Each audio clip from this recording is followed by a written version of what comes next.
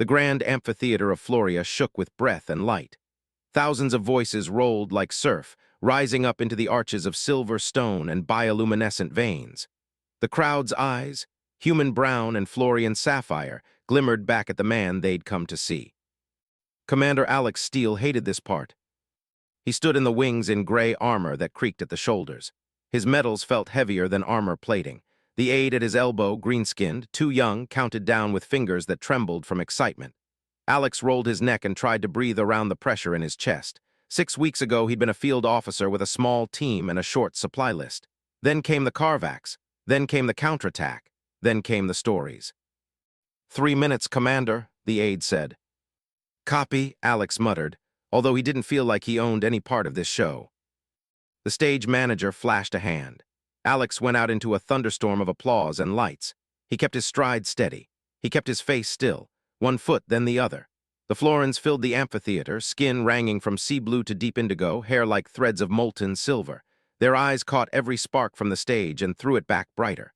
For a dizzy second, he worried he'd stumble on the polished floor and pinwheel into the front row like a thrown spear. He reached the podium.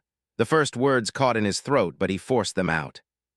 Thank you. I'm honored to be here on behalf of the Earth Alliance. He delivered the speech he'd rehearsed on the shuttle, lines about trust and exchange, about peace as a hard craft, not a soft wish. He slipped off script once. The victory at Carvax Prime wasn't about superiority, he said, and his voice dropped without his permission. It was about survival. It was about doing what you do for the person on your left and the person on your right. Any of you would have done the same.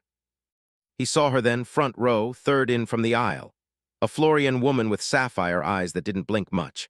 She watched him like he was a physics demonstration and a sunrise. Her mouth moved when his did, whispering words he couldn't hear. Not adoration exactly, more recognition. It got under his skin in a way applause never did. He finished.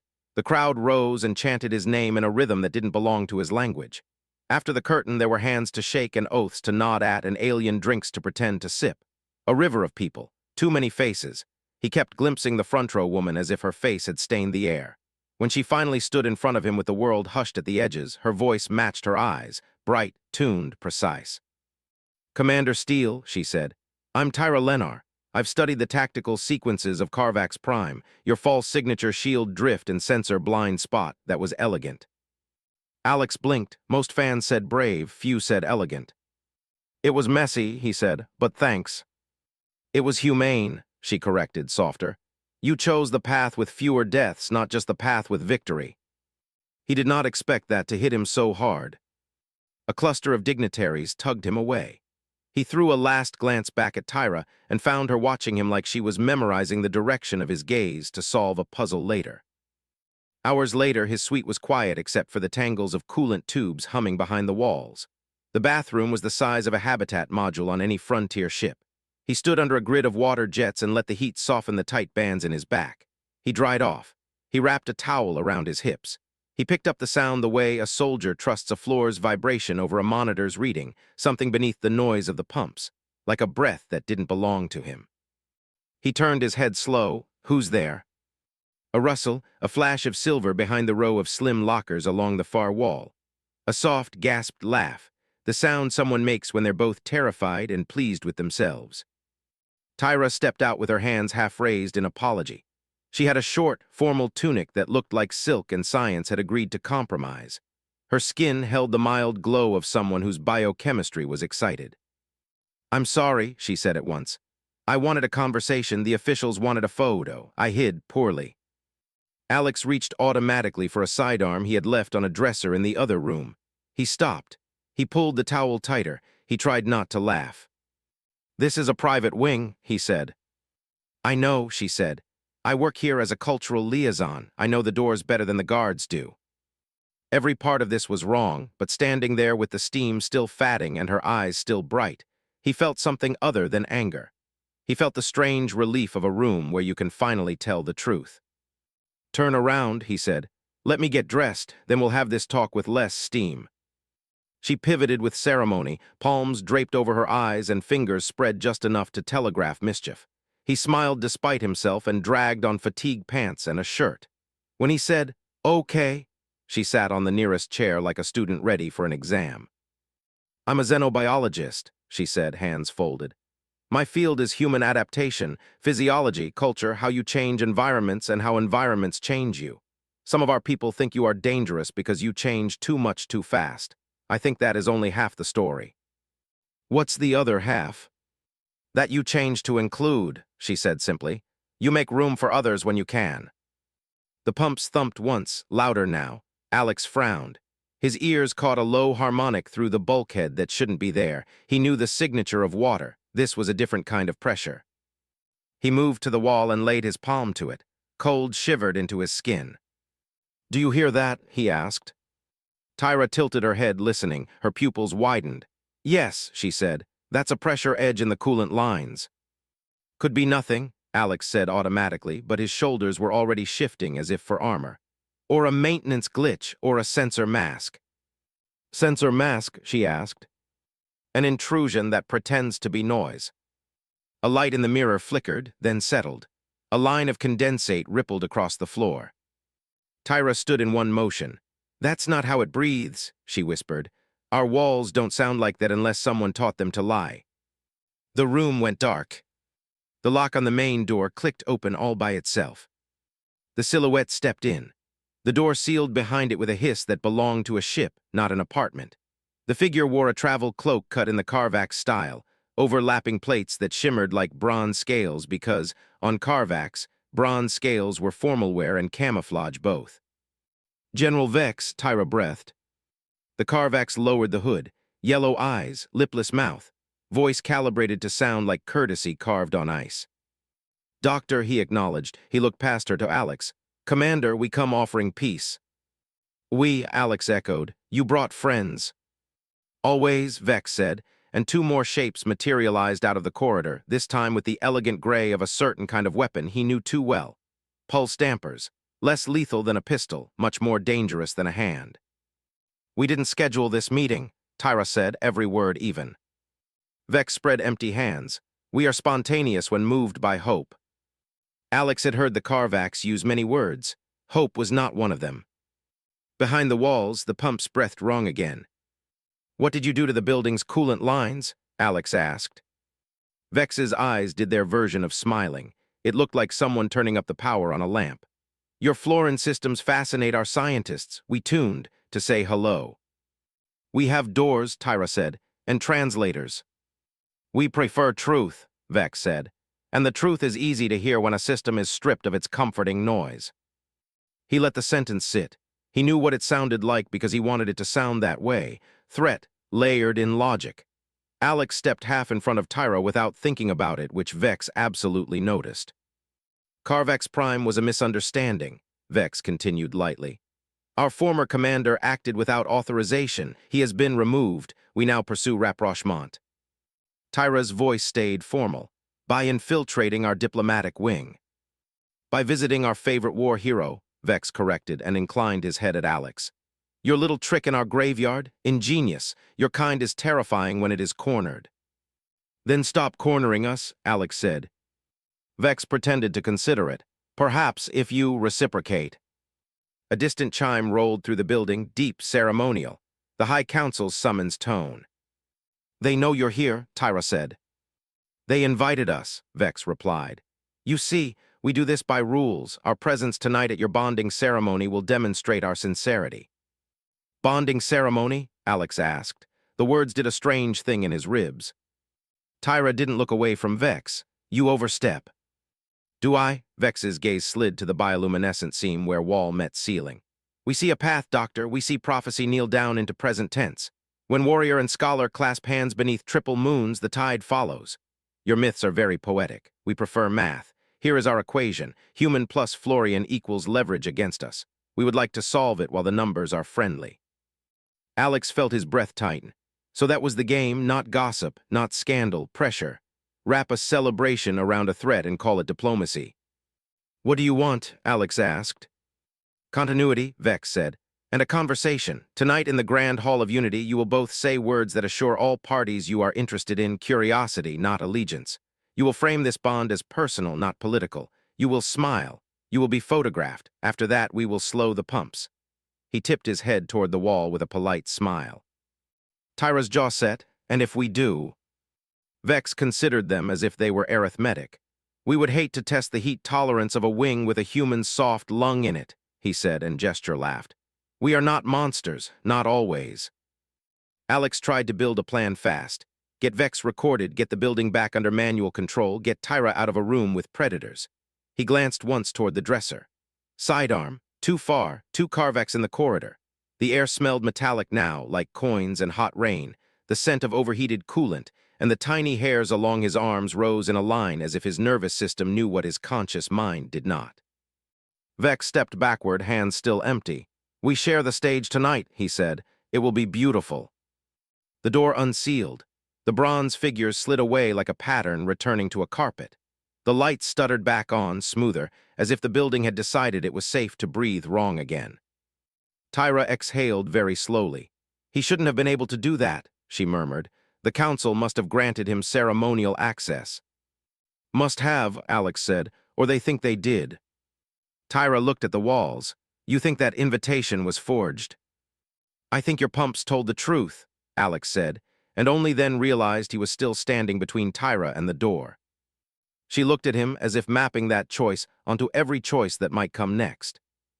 We're going to the council, Alex said, and we're going to fix your walls. Tyra nodded, and we'll stand on that stage. Alex glanced at her. We will. We will, she said, and we'll show them we can speak the same sentence in 2 languages at once. How, he asked. She smiled with bioluminescent edges. With science. The Grand Hall of Unity rose from the Capitol like an organ made of stone. Its skin was translucent blue, carved in long vertical flutes, so it caught the evening and played it back as music on the eyes. Inside, the acoustics made a whisper a bell and a bell a storm. Tyra moved through the service corridors with the speed of a person who knows what she's looking for and fears the time it will take to get there. Alex followed close, watching the soffits, counting the cameras, mapping the routes between vents and access hatches.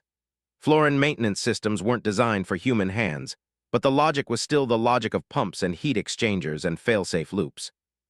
Whoever had tuned, the network had piggybacked on ceremonial overrides and inserted a slow choke in the circulation circuits. At a certain point in the ceremony, the hall would be full, the lights would be hot, and the coolant would be tired. A single valve could make the room breathe smoke. Your people built this? Alex asked, skimming a panel with his palm. Hundreds of years ago, Tyra said. The newer layers sit on the old like algae on stone. Good, Alex said. Old systems break pretty. They fail into manual, not locked. We can use that. Tyra stopped at a junction box the size of a piano. She pulled off a panel and spoke to the bright guts like they were nervous patients. The Grand Hall uses paired rings, she said. 1 primary circulation loop near the floor and 1 secondary buffer loop up near the lights. They mirror each other. If one is pinched, the other carries the surplus. Unless someone ties them with a logic gate that fakes balance, Alex said, tracing the fiber optic veins with his fingers. And unless the manual override is routed through the ceremonial board, so anyone who tries to fix it sets off a ritual lock instead of a maintenance flag. Tyra shot him a quick look of approval that warmed his chest. You understand our superstition layer way too fast.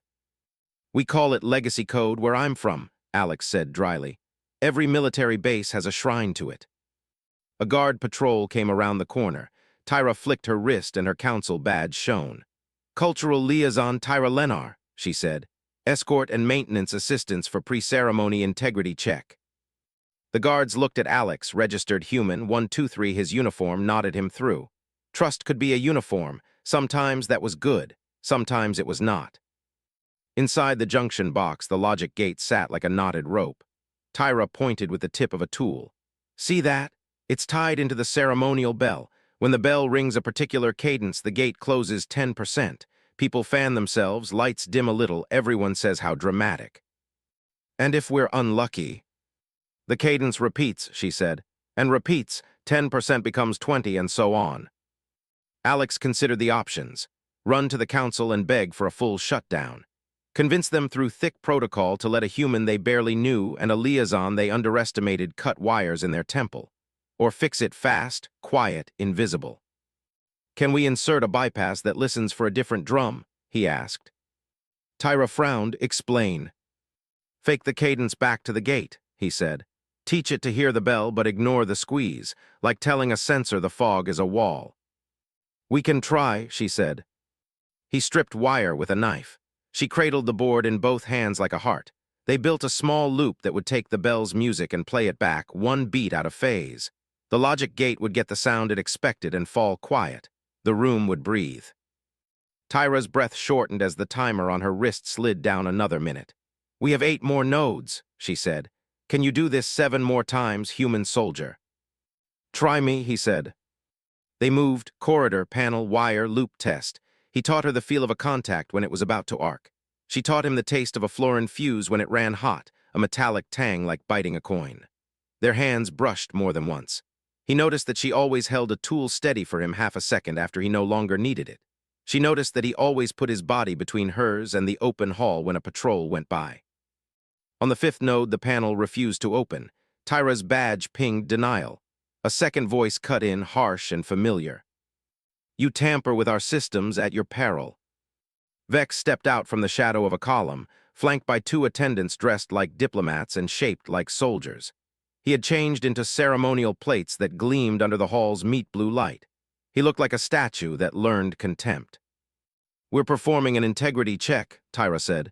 You will step back. We will watch, Vex said. We love to learn. His eyes slid to Alex. You see how like us she speaks? She thinks like an engineer. She is dangerous. Dangerous like a scalpel, Alex said, not like a hammer. Vex's mouth did the lamp-bright smile again.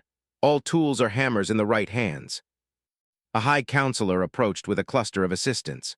She wore a cloak the color of early night and a face like a cliff that refuses to erode. Dr. Lenar, she said, Commander Steele, General Vex, why are you all in my arteries? Tyra bowed. Counselor, the ceremonial ring has a logic gate that could cause a cascade under heat. We are installing a safe bypass. Without a maintenance order, the counselor noted. Without time, Tyra corrected, glancing at the countdown. The counselor considered. Alex saw the calculation, risk, optics, trust, the pressure to seem unafraid in front of a predator. She turned to Vex. Your party will observe from the guest tier, she said. These 2 will finish their work. Vex's eyes warmed slightly, the Carvax version of annoyance. As you rule, he said and stepped back a little. We will listen, we love listening. They worked faster. The 6th node took 30 seconds. The 7th took 20. Alex's fingers had that electric hum you get when you've been racing a clock for too long. The last node sat above the main doors in a high arch, reachable only by a service ladder that creaked like a ship's old mast. Alex went up while Tyra braced the ladder and watched the doors. He popped the panel. The gate here was built into a network of sapphire fiber like frost. He ran the loop blind with just a fingertip sense of where the sheath turned to wire. He felt the moment it bit. The board sparked. He hissed. Tyra caught the ladder as he swore and almost lost his balance. You okay? She called. I've been kissed worse, he said, and put the last lead in place. The board hummed. The air in the hall changed, deepening, as if the building exhaled and liked the shape of its lungs again. The ceremonial bell touched 3 times in test. The lights pulsed. The gate tried to squeeze and the loop fed it the lie it desired most. Everything is normal. Tyra's wristband cleared, integrity stable. She closed her eyes for half a heartbeat. Relief and something else moved across her face. It took Alex a second to name it because he hadn't seen it there since they met. Pride. She opened her eyes. We're not safe, she said calmly. We're only less unsafe. Story of my life, Alex murmured. Mine too, she said. The hall began to fill.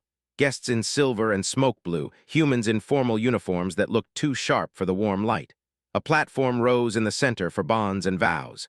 The council took their places like living facets set around a ring. The Carvax delegation slid into a tier designed for someone else, and somehow it fit them. The bell rang in earnest. Tyra reached for Alex's hand under the edge of the platform where the cameras couldn't see. He didn't pull away. The counselor lifted her voice, and it carried without electronics. We gather to mark a joining. We gather to put a light on what might be and a warning on what must not. Tyra glanced sideways, ready. For what? To say one sentence in 2 languages, she said. We're going to tell the truth and make politics think we lied for it. He almost smiled. Lead. The thud rolled around the hall like thunder in a canyon. People turned. Voices rose. The counselor's hand lifted and calm descended by habit if not by heart. This is not part of the ceremony, she said in a tone that steadied other people's bones. Tyra's fingers tightened around Alex's just once and then let go. She stepped forward to the speaking arc. Alex matched her step for step. You never let an ally stand alone at a podium with a predator in the second row. Honored council, Tyra said, and her voice was like a clear instrument. Honored guests, we apologize for the interruption. Our systems are dramatic tonight. A low ripple of nervous laughter. We asked for this ceremony because we believe in what it represents, she continued. A bond is not a tool. A bond is not leverage. A bond is a promise that 2 lives will try to learn each other. Vex lounged with watchful ease, yellow eyes amused, mouth a polite line. Alex stepped into the arc when Tyra inhaled.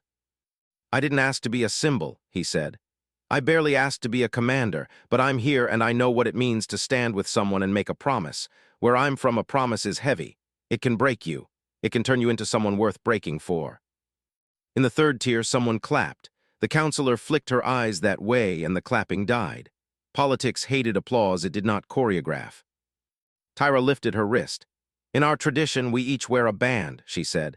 It is biresponsive. It amplifies perception between partners so that you feel echoes of each other's signals. Joy, tension, attention, fear. It is not a mind link. It is not a truth drug. It is a cleaner window.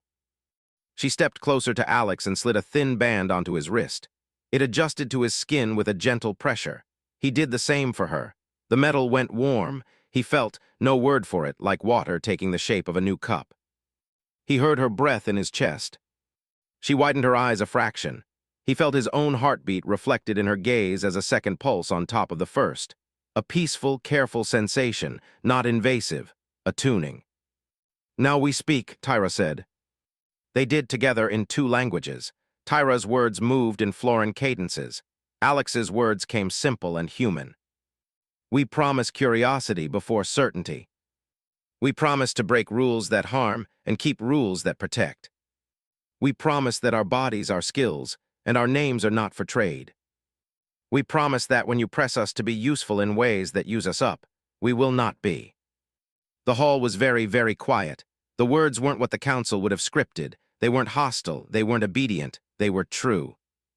The band warmed once, as if the metal agreed. Then the lights above the council's heads flared white and cut to half. The crowd gasped, a soft, sharp sound. In the tier behind Vex, a small glass sphere clicked open by itself like a seed. Something invisible spilled out. Tyra's pupils snapped narrow. Aerosol, she said. Alex's body moved before his mind did. He yanked Tyra behind the arc of the podium and grabbed the emergency filter hood from the bracket under the platform. He shoved one at her and pulled one over his own head. His band pulsed hot against his skin, and he felt her startle spike through him like a match. He put a hand on her shoulder through the hood and felt it calm. People started to cough on the upper tiers. Not a lot, enough. The door stayed locked. Council, Alex shouted through the muffled filter headdress.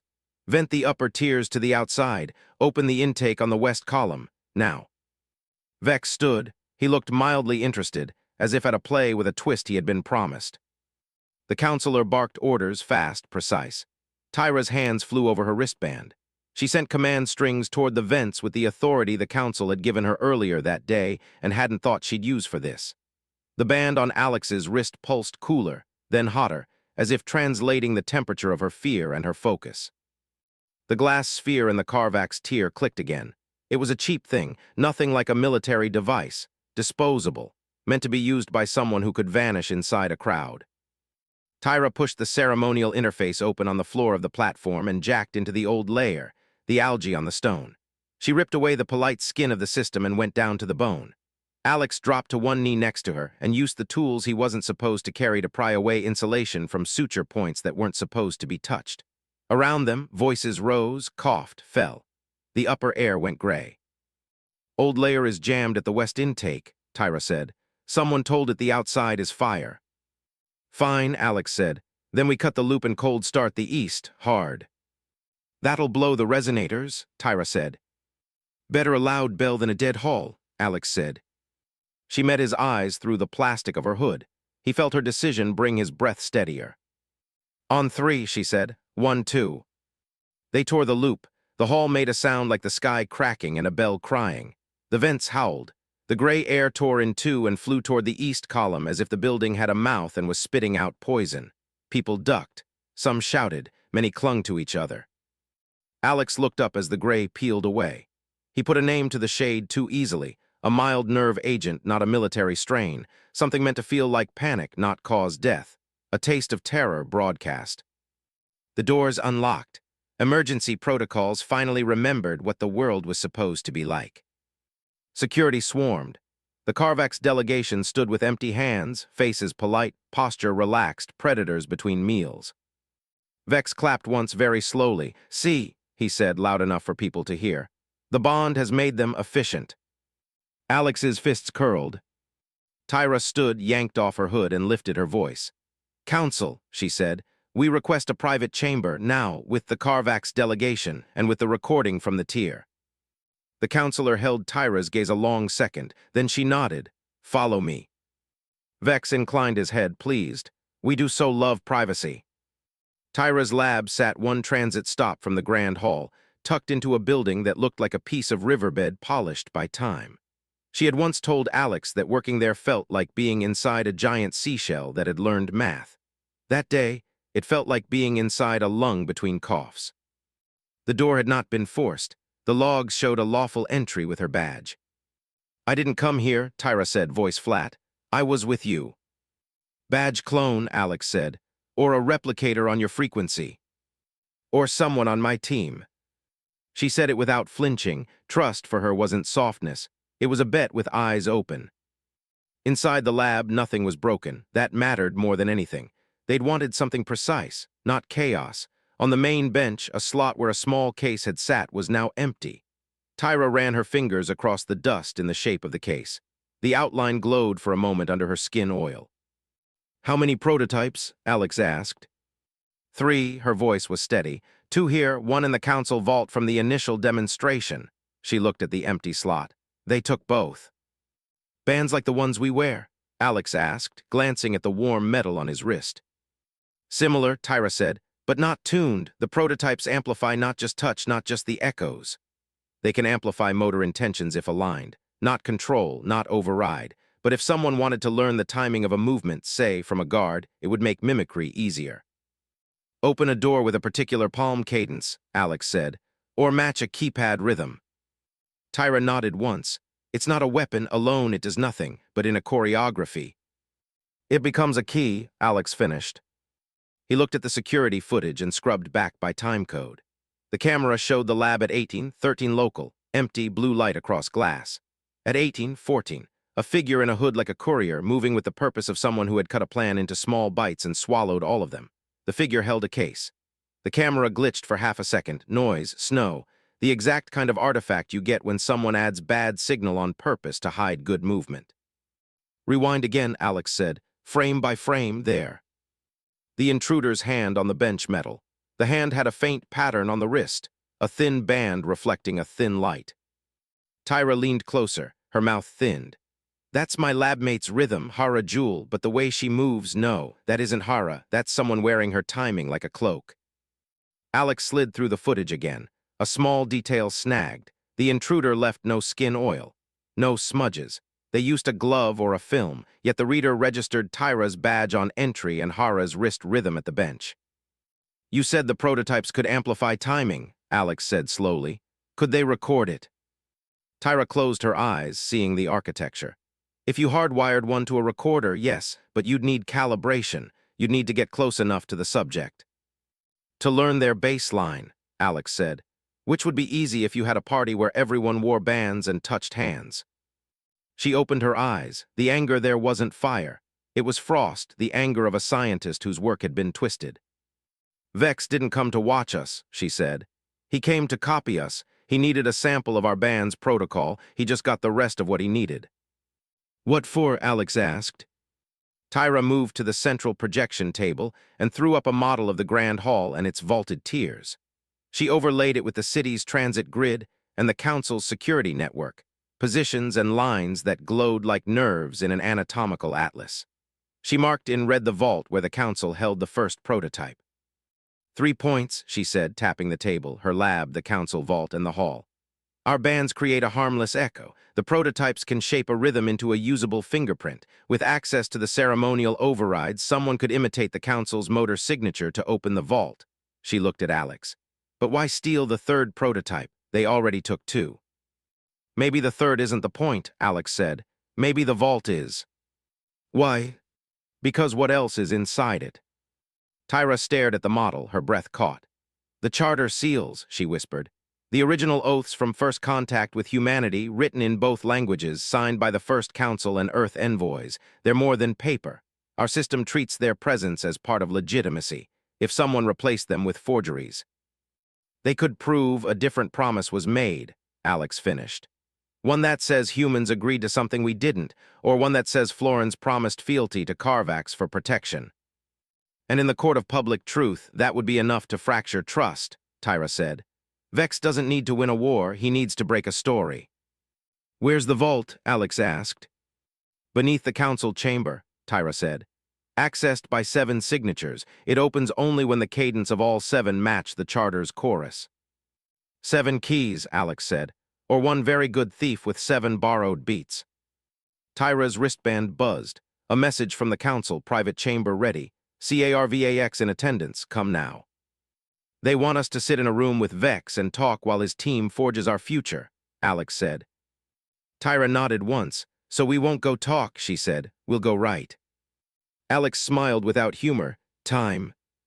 40 minutes before the ceremony resumes. If Vex is smart, he'll strike then, with the room full and the city watching. He is smart, Alex said, so we'll be smarter. Humanity's brand, Tyra said, and her mouth softened, and sometimes our sin. They moved transit pods, service stairs, a hallway no one used because it was both too humble and too holy. Tyra stopped at a door with no lock. She pressed 3 fingers to a simple plate and spoke a line from the first charter. We do not lie to be polite. The door opened. The vault wasn't dramatic. It looked like a room where someone had decided safety was more important than beauty. Shelves, cases, a small, unassuming stack of documents in a drawer without ornament. The original seals lay like sleeping coins on top. Tyra reached a hand toward them and stopped before touching. They are weighty, she whispered, even to the air. Alex watched the vents. He watched the floor. He watched the timing of the little red LED under the panel across from the drawer. It blinked steady. He filed that away. Can we move them? He asked. We can. It will log the move, Tyra said. Only a council team can do it without a trace. Then we move them and we leave a trace, Alex said, but not the trace they expect. She looked at him. What are you thinking? He spoke low and fast. We take the real seals to a secondary safe that looks like theater props. We put decoys here, not perfect forgeries, almost perfect, with one wrong thing only someone who truly knows our cultures would spot in the first seconds. Then we wait. And when they come, we record them with the old layer, not the new, Alex said, gesturing at the unremarkable LED. You said old fails pretty, but it also keeps secrets. If the new cameras mysteriously glitch when the theft happens and the only clean record is the one they forgot exists, then we have a story with teeth. Tyra's eyes brightened. We will also need to alter the vault's motor signature so that any stolen rhythm opens only the decoy drawer, not the true one. And on the bands, Alex asked, lifting his wrist, can you make them sing? She smiled in a way that made him feel the curve of it in his own cheek through the metal. I can make them scream if I need to, but yes, I can push a pulse through every band in the hall when the theft begins, a correction wave. It will amplify doubt, not fear, doubt. The precise flavor that makes a citizen pause and say, that looks true, but it is. Good, Alex said, because what Vex is selling is a shortcut for people who want to be done thinking. Tyra moved to the panel. She typed in a sequence that would have taken a human hours to memorize. She didn't look at the keys. She didn't need to. She wrote code the way some people pray. The decoy drawer slipped out. She placed the seals there, No, he realized a second later, those were not the real seals. She had made a sleight of hand he almost missed even while watching. The real seals she tucked into a case that would sit on a shelf labeled ceremonial replicas, educational use. Your people never move the real thing to the shelf marked fake, Alex said, impressed. My people often hide truth in places that offend, Tyra said. It keeps the righteous away. Footsteps in the corridor, 2 sets, light then heavy, a voice murmured council security. Status check. Tyra closed the panels. She looked once more at the simple drawer with the decoys. She breathed out. Done. The door opened. The security pair looked in, saw them, blinked. Dr. Lenar, Commander Steele, we were told you were in a private chamber with the Carvax. We were told that too, Tyra said mildly. The world is full of surprises. Alex watched the second guard's posture, the angle of the foot, the slight tilt of the head. He saw a small thing, and because he had spent his adult life counting small things, he noted it even as he smiled and nodded and left the vault. The small thing was this. The second guard held her weapon like a person who trained Carvax, not like a Florian. The hall looked different when you came back to it with a secret in your pocket. The light had shifted toward the blue of pre-ceremony twilight. The tiers were almost full again. The west intake moved air like a sleeping giant with healthy lungs. The bell was quiet, waiting. Tyra subtly tuned her band. Alex felt it on his skin like a low hum on a radio left in another room. Prototype ping is under the dais, she murmured, eyes forward, mouth hardly moving. They got the third box. Then they have all they need, Alex said. They believe that at least. Vex stood near the dais with his hands in the harmless triangle of a man who has nothing to hide and has hidden everything well. He looked at the two of them with pleasant attention, as if they were paintings that changed each time you walked past. The counselor raised her hands for quiet. Her face was stone and rain. We will resume. Tyra and Alex took their place.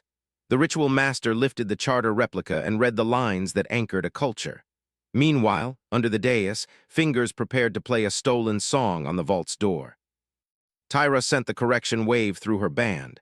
Alex felt it and didn't know where in his body to put it, so he put it in his breath and held it there like a coin behind the teeth. The bell sounded once.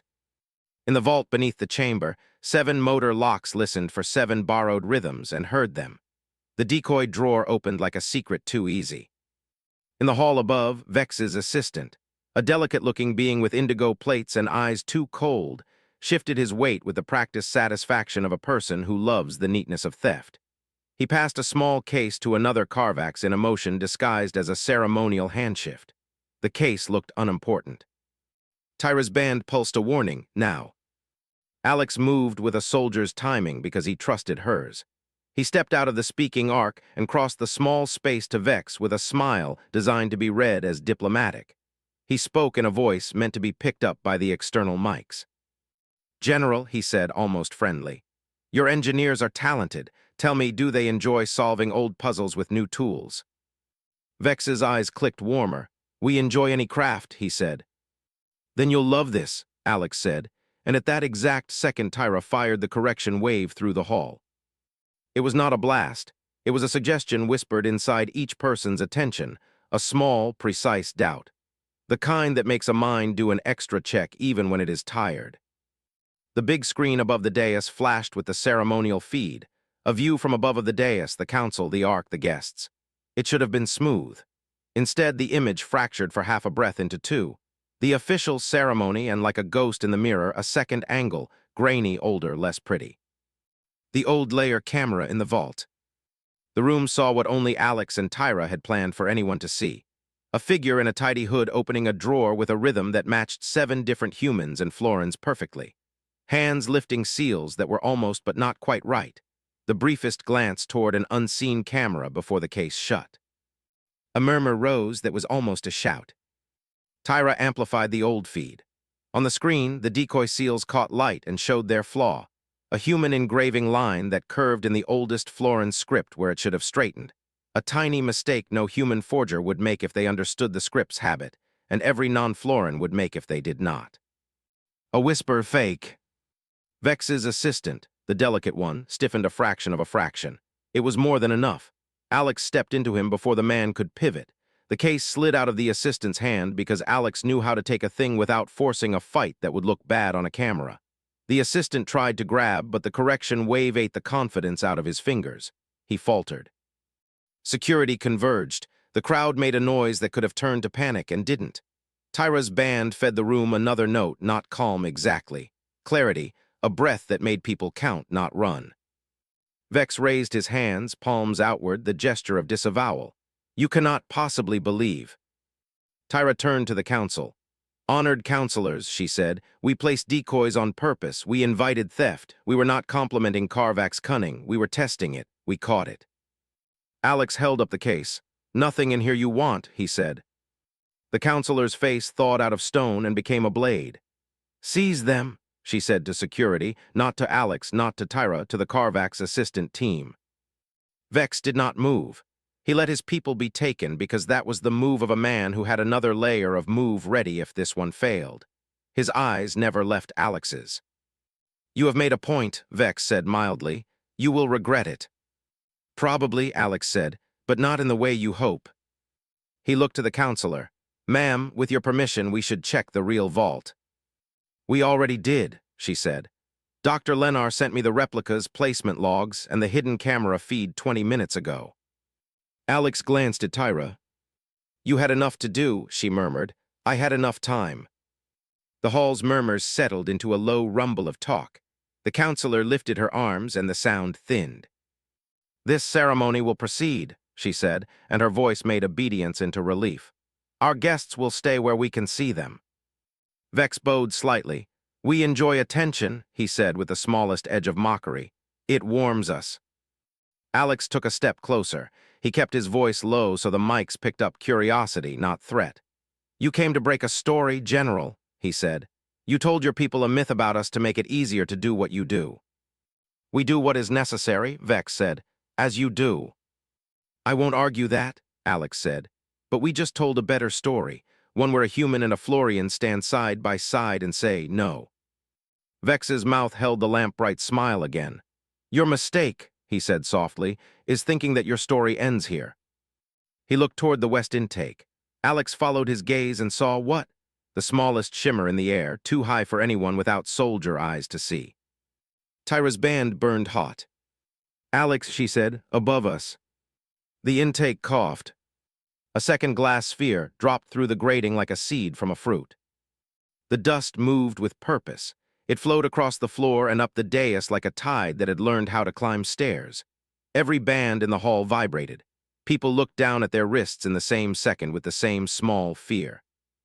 Nanites, Tyra said, voice very calm. Simple ones, they want to bridge the bands and piggyback a signal. What would that do? Alex asked, stepping onto the dust and grinding it with his boot without much effect. Turn doubt into panic, she said. Amplify fear, not clarity. Make the room a mirror for the worst story we can tell about each other. Alex's brain cut to a blueprint, then to a door, then to a small room inside a ship he'd served on where the only way to stop a surge had been to throw a switch no one wanted to throw because it reset everything. Can we hard reset the bands? He asked. Tyra looked at the hall, at the ring of silver on every wrist, at the way the crowd's happiness was now skittering toward something uglier. We can, she said, but it will cut the link between us too. Then cut it, he said. Her eyes flashed. Will you trust me? Yes, he said, without thinking, and then realized it was the first time in weeks he'd said yes to anything without doing math first. Tyra moved to the old layer panel again. She wrote a command that had never been written before because it was not polite to imagine such a need. She sent a wave through the hall that told every band to sleep.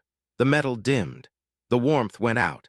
Alex felt silence on his skin where there had been music, and for a moment it hurt. The nanites paused, confused. They lost the signal that had been calling them. Some reversed and flowed back toward the crack in the sphere as if embarrassed to be seen without a plan. Vex frowned, the first real expression he'd shown. Fixing things by turning them off, he said. Hilarious. Human, Alex said pleasantly. We're very good at Control-Alt-Delete. Tyra turned to security. Vacuum the dust, seal it, burn it if you must, do not touch it with bare skin, do not let it find any device with a pulse. Orders moved, people bent to work. The hall breathed on its own for a while like a creature after a sprint. The bell rested. Alex stood still with his hands open and the weight of silence at his wrist. He didn't like it. He liked it. He wasn't sure which. He looked at Tyra to see if she was angry, sad, proud. He could no longer feel the edges of her feelings the way he had for an hour. He found he missed it less than he expected and more than he wanted. Tyra looked at him and smiled. Not a glow, not a trick of light. Just a smile. The old kind that existed before technology learned to pretend hearts could talk across skin. "We can turn them back on later," she said. "Not as a crutch, as a chorus." "I liked hearing you breathe," he said. It felt like a ridiculous thing to say. It also felt like the truest. "You still can," she said and stepped close. The hall was still full. The cameras were still working. The council was still watching. The world was still dangerous. She stood close anyway because she had decided that you do not let danger teach you how to be small. The counselor cleared her throat gently, a sound like a school bell for grown-ups. "Dr. Lenar," she said, "Commander Steele, we are indebted. To turn a ceremony into a crisis and a crisis into a lesson is a high art. You both performed it." "We had help," Tyra said, "from old code. And from the part of human stubbornness that resembles love," the counselor said, and for the first time her face showed warmth. Vex did not clap, he did not bow, he did not threaten. He simply looked at them with the cool patience of someone who believes in long games. "We will leave now," he said, "as guests often do when the food turns poor." "You'll be searched," the counselor said. "We will be gracious," Vex replied. They were searched, they were clean. Of course they were. The assistant who had passed the case had passed something else that no scanner would notice. The itch of shame that would become a rumor later among people looking for a reason to say the world is corrupt and there's no point. Vex's best weapon wasn't a gas or a theft. It was a sentence that cut the knees out from under courage. Nothing matters. As the Carvex passed, Vex paused for a heartbeat at Alex's shoulder. He did not whisper. He didn't need to. "Your species exhausts itself," he said. "It will burn out. We do not need to beat it. We only need to wait." Alex turned his head. "We are a bad fire general," he said. "We burn hot and we also make light. That makes the waiting worse." Vex left. The hall slowly learned to be a hall again. People stood. People spoke softly. People looked at their wrists and touched their bands and thought about what it meant to wear a little machine that could trick their heart or steady it. Some took their bands off and put them in their pockets and decided that trust would need new words tomorrow. The counselor asked for quiet one last time. "This bond," she said, looking at Tyra and Alex, "is not a treaty. It is not legislation. It is not a solution. It is a story. But it is the kind of story that grows roots. We would like those roots to be here." Tyra swallowed.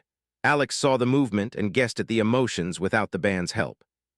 "We accept," Tyra said. Alex nodded. "We do."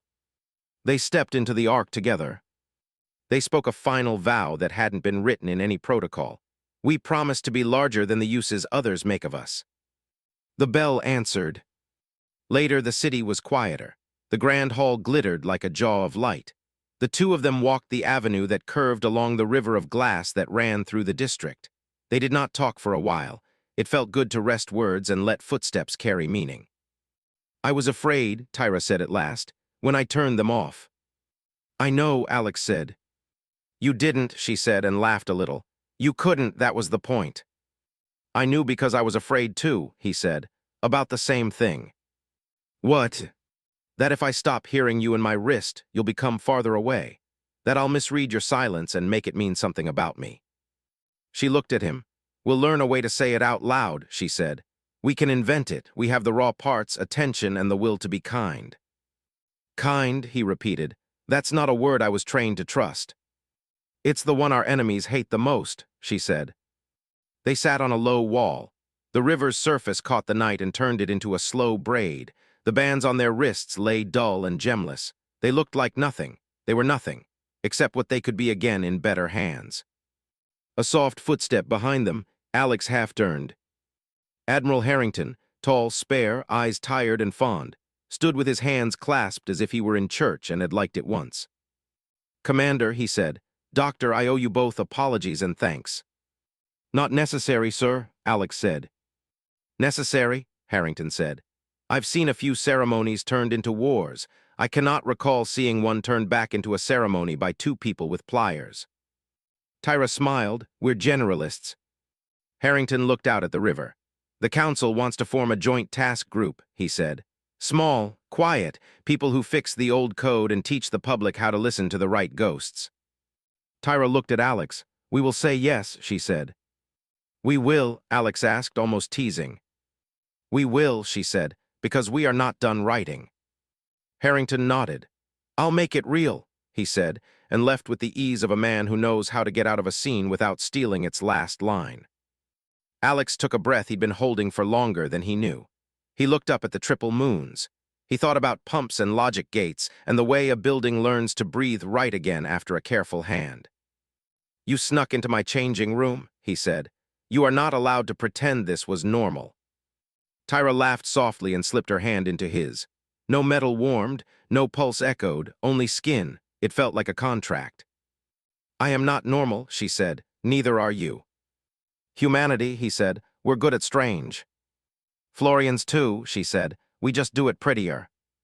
He tilted his head toward her. Tell me something true, he said. She considered. I once thought humans were dangerous because you changed too fast. Now I think you are dangerous because you are willing to do the slow work when it matters. Tell me something else, he said. She leaned her shoulder against his. I came into that room because I wanted to see if the rumor was true. What rumors? That a human with a hard story could still choose tenderness, she said. He looked at the river and let the sentence land and sink. True, he said. They sat there until the river took the light away. They walked back through a city that had almost been made to tell a crueler story and had declined. They slept because their bodies asked them to. The next morning they stood in a room with a white wall and a cheap table and wrote procedures to protect a culture without turning it into a prison. They traveled, taught, and built bridges that looked like software patches and kindness both. They learned how to fight lies without becoming them. They practiced telling the truth with enough beauty that people wanted to hold it, not drop it for something easier. Vex, he did not vanish. Men like him don't. He tried again and again in different cities with different myths.